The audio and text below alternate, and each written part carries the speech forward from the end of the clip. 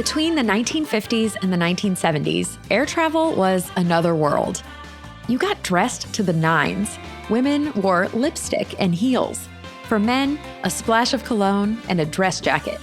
You'd arrive at the airport and be greeted by a smiling employee who would load your suitcases onto a shiny brass bell cart. After a quick and friendly check-in, you'd take paper tickets straight to the gate. On board, you'd greet your seat neighbors and settle into a seat with nearly 40 inches of legroom. Everyone on board might be welcomed with a glass of champagne. It was unlimited bubbles, cigarette smoke in the air, and chats with new acquaintances about travel plans all the way to your destination. These days, things are very different. Tourism is booming.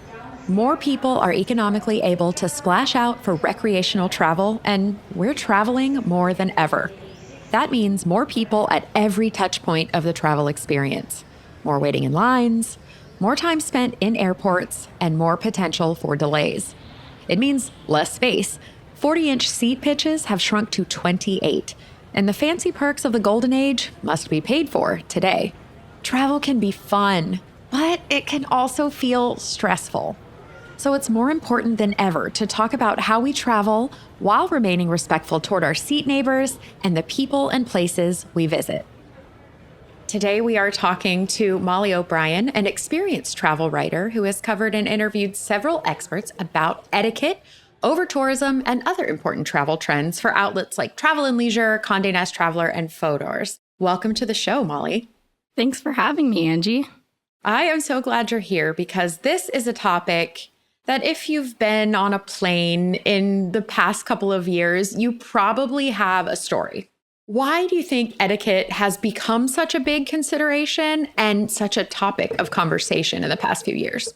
I feel like these past few years, we have been a lot more aware when it comes to travel in terms of being respectful of people's space and being respectful of people's communities and being respectful of people's comfort levels. There are a lot of videos that keep coming up. And I mean, you can't flip on TikTok or Instagram without seeing basically passengers behaving badly. So why do you think that is? The amount that we can share information and the speed at which information travels has definitely increased. And that creates some different kind of experiences and perspectives that people are having when they're traveling. And the way that people communicate with each other has changed as well.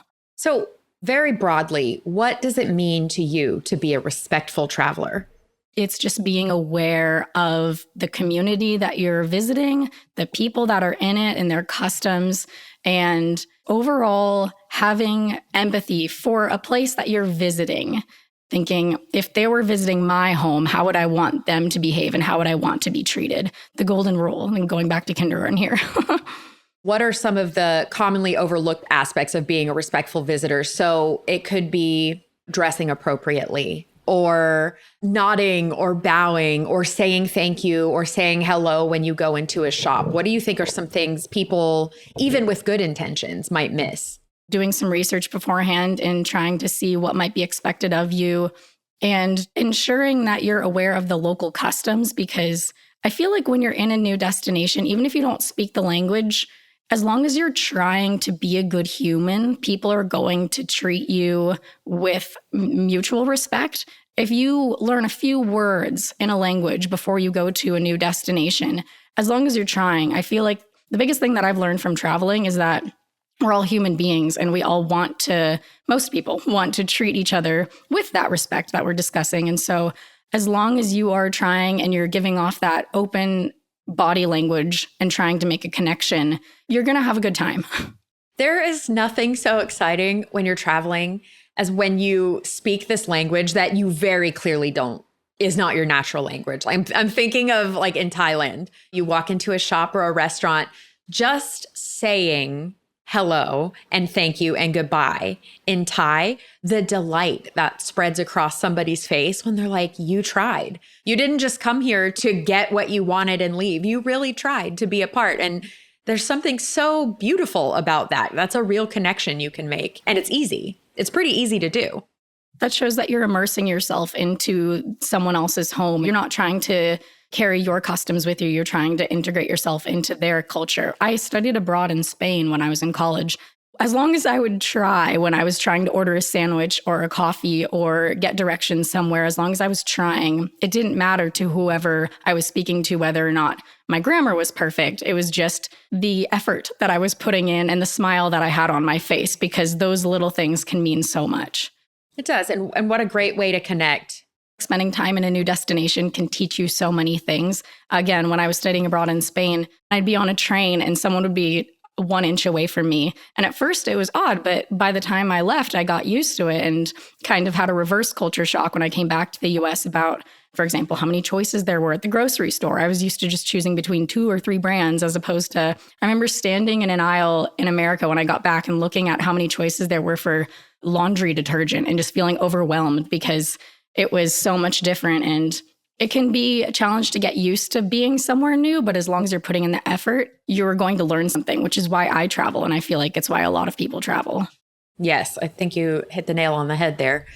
So let's talk about tipping, because that's so tricky. It's tricky when people come to the US and they're like, what is this absurd system for paying people you guys have going on? And it's also inconsistent from what you tip at a salon, what you tip at a restaurant, what you tip to a barista.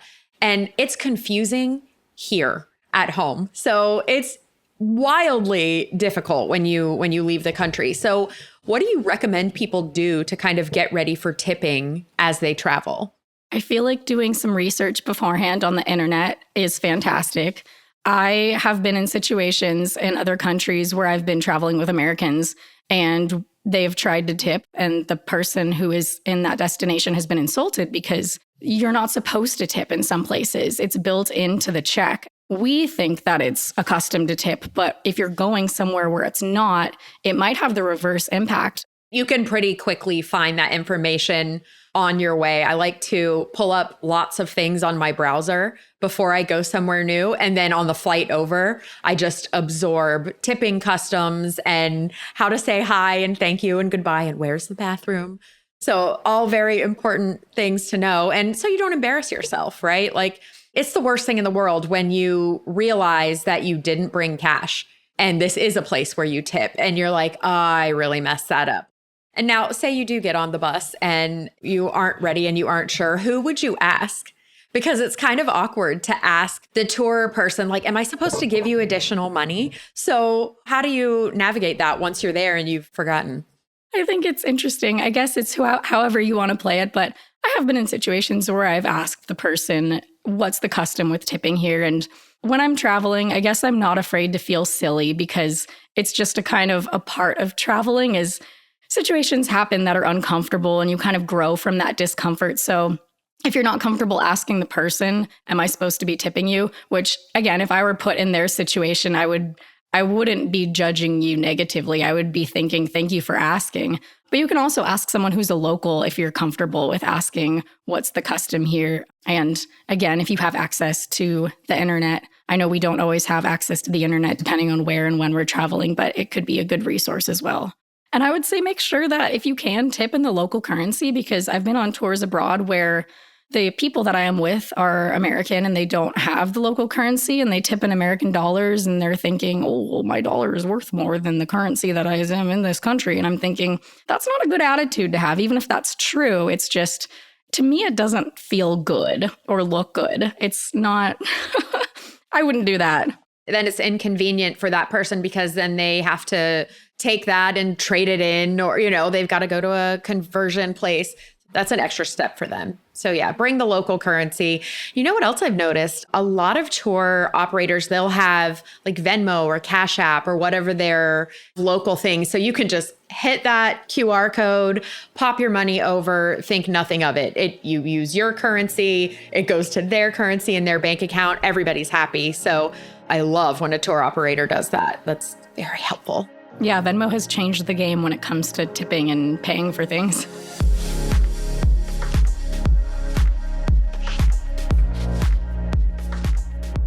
What etiquette advice do you have for being a respectful airline passenger? I feel like being a respectful airline passenger is respecting each other's space and just respecting what each other needs For example, if someone's wearing a mask, then that's their business, not yours. And I know that a huge controversy on airplanes is reclining your seat. It's interesting to see how different countries have different takes on it. From the social media that I've seen, it seems like a lot of people in Europe don't mind reclining, and a lot of Americans do. And I'm not sure if this is factually backed. This is just what I've seen. But what I would say to that is that it seems like a lot of the flights that I've taken from my experience in Europe are shorter. I'm originally from Massachusetts, and my family moved to California. So every time we'd go back to visit family, that would be a long flight. It'd be a 6-hour flight. And if someone is in your space for that long, then it can definitely be more agitating than if it's just a 45-minute jaunt across somewhere. From my perspective, it's not always the airline passengers' fault when it comes to these tight spaces. Airlines are just, it's like every time you get on an airplane, the seats are closer to each other, right? And I just feel like we're being nickel and dimed for every single thing. If you want a couple more inches of leg room, then you have to pay more money. And my brother is a large dude. He's like 6'2" and 200 and something pounds. And I'm in these little seats on the airplane, and I'm thinking, I can't even imagine someone who's his size or bigger being on a transatlantic flight, just being squished for hours and hours. I think that because I'm short, my husband is very tall. So for someone to recline on me, it's annoying, but it's not the end of the world. I don't mind. It's fine. If someone reclines on him, there is a chair in his face, like you said, for like 5 or 6 hours. Or, he can't move his knees at all because they're already pressed up against the chair. So it's such a sticky subject. And then you think you're sitting for 6 hours. What if somebody has like debilitating back problems? And reclining is the only way to kind of get some relief. And there's just a million reasons. So I guess, what do you suggest people do if they do want to recline? Or like, what should somebody do in that situation? Oh, just be empathetic about the people around you. If you see that the person behind you is 6'5", then maybe think about the choice you're going to make when it comes to reclining if you're only 5'4", like me. And I've heard stories of people's laptops getting snapped when they're working on their tray, and then the person reclines into them. So just being mindful if that person behind you looks like they have something that could get broken on their tray table when you put it back. Probably the best thing to do is to look behind you and say, hey, I would like to recline my seat. Would that be okay with you? Knowing that you might get a person that's like, if you recline your seat, I'm going to punch you in the back of the head because I'm going to keep kicking the back of your chair for the whole flight. I'm going to kick you. Yes, because I've seen that in person. But if you're willing to ask, usually people are cool about it. And it gives somebody time, like you said, to put away the laptop or move a beverage so it's not going to get put in your lap. I mean, at some point, these seats are going to be too small for people to sit and function in. I mean, we haven't gotten there yet, but we're real close, I think. I don't think we can go much smaller with the seats. Yeah. And I mean, our accessibility to travel has gotten so much better over the past couple of decades. I was talking to my dad this past weekend about how when he was a kid in New England, they didn't fly places to go traveling. It was a huge deal when they would fly down to Florida to go to Disney or whatever. They would drive and they would have their big vacation in a national park or whatever. Things were different. So the accessibility to be able to fly has changed so much in the last couple of decades that I think that we're going to have to be mindful and just work with how the changes are happening, because I'm very grateful to be able to hop on an airplane and go visit my family in Massachusetts whenever I need to. But I also need to realize that that's not something that we had access to a couple of decades ago as easy and as affordable, at least. I'm right there with you. I remember flying as a kid once, and it was such a big deal, and we dressed up for it, and you had to be like fancy to go to the airport. It's not like that anymore. There are more people in pajamas. I was just thinking now I see more people wearing pajamas. 100%. That's the world we live in. But maybe everybody just didn't get the memo. But it's hard for everybody, and it's uncomfortable, and you never know why somebody's flying. People are flying for all different reasons. So you have to take that into account. On a plane of 150 people, one of them has to be traveling for a funeral. A lot of people are going on vacation. Some people are just going to work. Like, all people from different backgrounds. And so everybody's coming at it with a very different stress level and knowledge of what it means to be a good traveler. I mean, there are tons of folks that don't know that middle seat gets both armrests. I don't know if that rule is always followed. It's not, because I'll be in the middle and I'm like, where do you guys want me to put my arms? Over my head? Because they're just taking up the whole thing. And it can just get so dicey.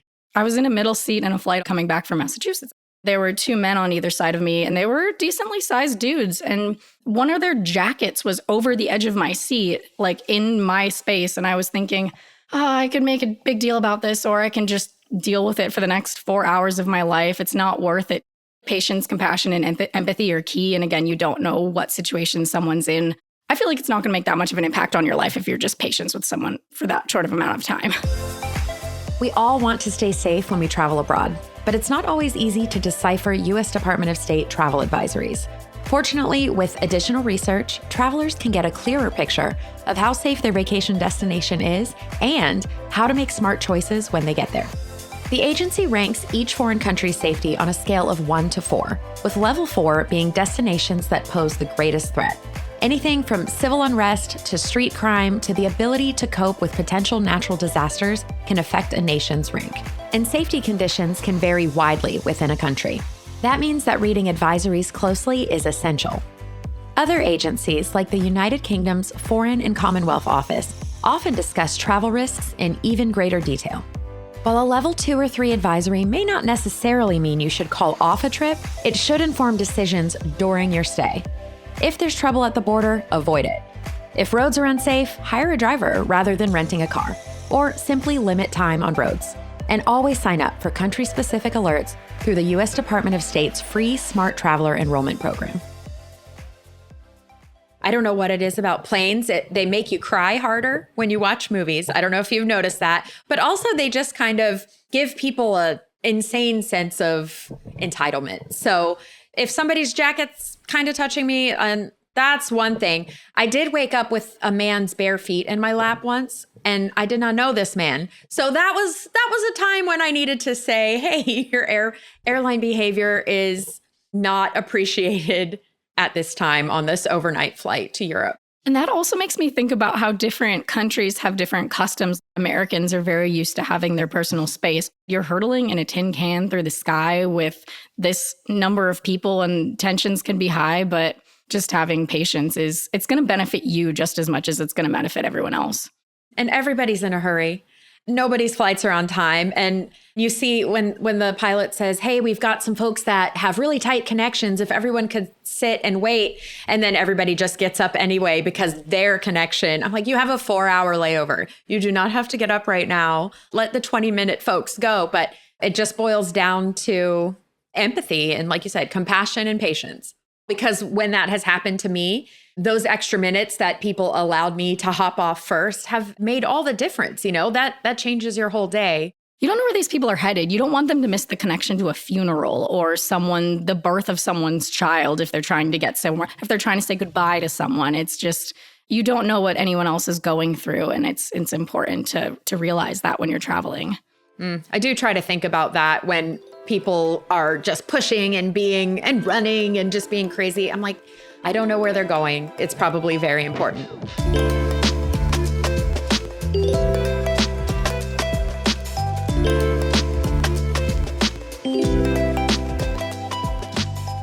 Is there one pro tip you have for keeping your cool on flights?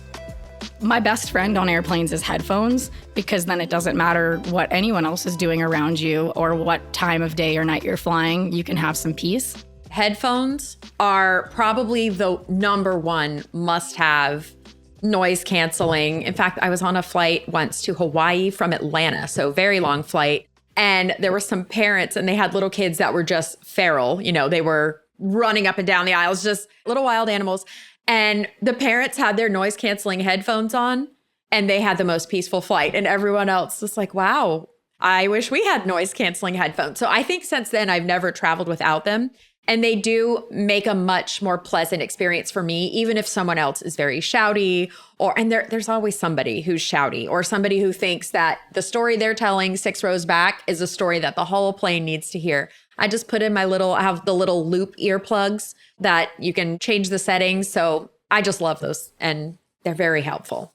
And the people on their phones and they're watching videos or whatever without headphones, I think flight attendants do a really good job of admonishing that, but sometimes it's not always in their control or there's other things going on. And it's just, again, the golden rule, just treat people the way you want to be treated and act the way that you would expect other people to act around you.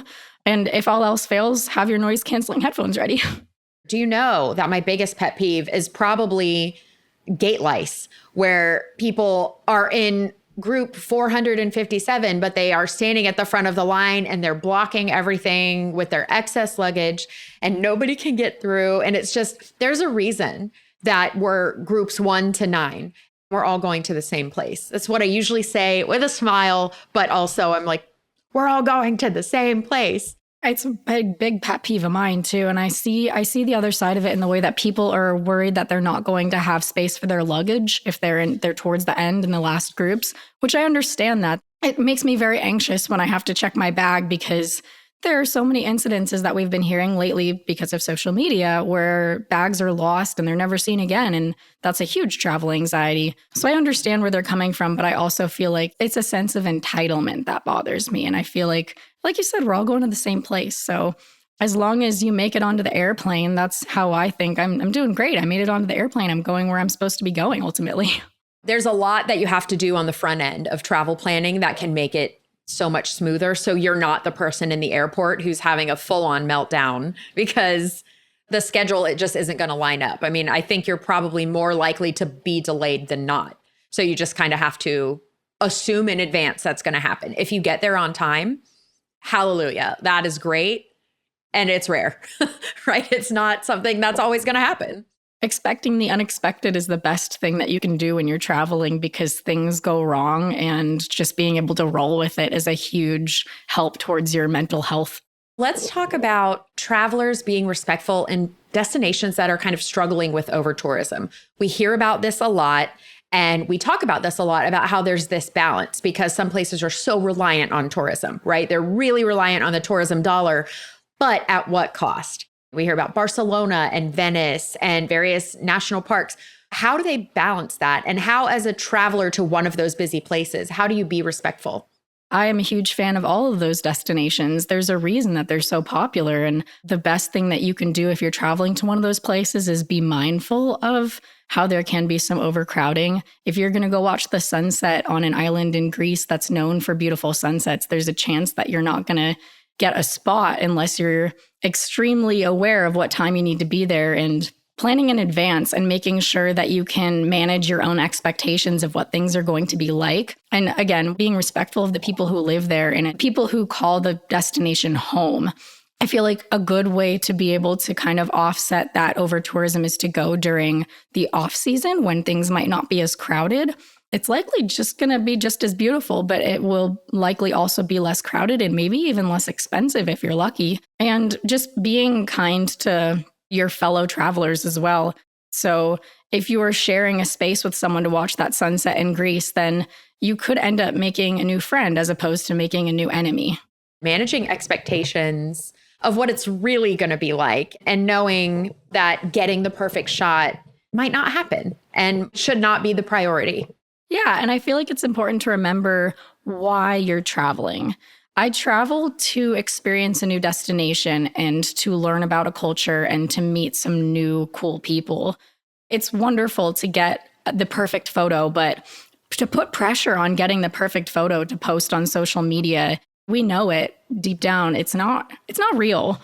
You see so many photos where people share the behind the scenes of what the experience was really like, and I appreciate that because you're showcasing this beautiful destination and then you're telling the story behind the things that might have gone wrong. I feel like that's so authentic. And I feel like I'm proud of the younger generations for being more open about the travel experiences that they have and how things don't always go perfectly. And I hope that we continue that trend because then we can really learn from each other about what it's like to travel places and plan for it accordingly and enjoy our trip and manage our own expectations. How do we make more sustainable choices when it comes to where we go and what we do and how we choose our tourism activities? Tourism operators and hospitality companies are trying very hard to be more sustainable. There's a new hotel that's going in here in Denver called Populous, and it is carbon negative. Like they are making the environment better than before they were built. And I think that that's really cool. It's opening in mid-September. And I'm curious to see exactly what they're doing in order to be bettering the environment as a hotel, because I think that if it's successful, then other hotels could build off of that model as well. I always admire when I see buildings that have, for example, rooftop gardens, and you can see that it's offsetting the carbon dioxide in the environment because you have the photosynthesis that's happening from these plants, which I think is really neat. And just the more conscious we are of the way that we travel, the better we can make travel in the future. Hard agree with you on that. I always love the hotels that have bees on the roof. And you can get their local honey, but they're helping to keep the bee population out there, pollinating everything. I think it's all these little steps. It's not like there's one thing everybody has to do. It's bringing your own water bottle and not using single-use plastic every time you go somewhere. It's bees on the roof. It's gardens on the roof. It's eating local when you can. It's researching animal tours in advance so you know which operators care and which operators are just kind of there to pillage and get the money. When I went to Thailand, elephant tours were what everybody was talking about. And I was really concerned about what is the impact of that? Like, do elephants want you to ride on them? Is this safe? Are they treated well? Are they fed well? I did a lot of research on that. And I think that's a huge thing to do anytime you're going to interact with animals or have any kind of animal tour or swimming with dolphins or whale sharks, like knowing what the practice is of whatever tour operator is that you're going out with. I think that's a huge way to make a difference is by choosing the ones that really care about the environment and the animals. And it might cost more, but that's worth it. Yeah. One of my favorite travel experiences, dolphins are my favorite animal, but the Dolphin Research Center in the Florida Keys. You can have those kinds of experiences where you can swim with the dolphins, but it's a rescue center. And it's when you're being mindful of the environment that these animals are in that you're visiting, it's working towards a better future.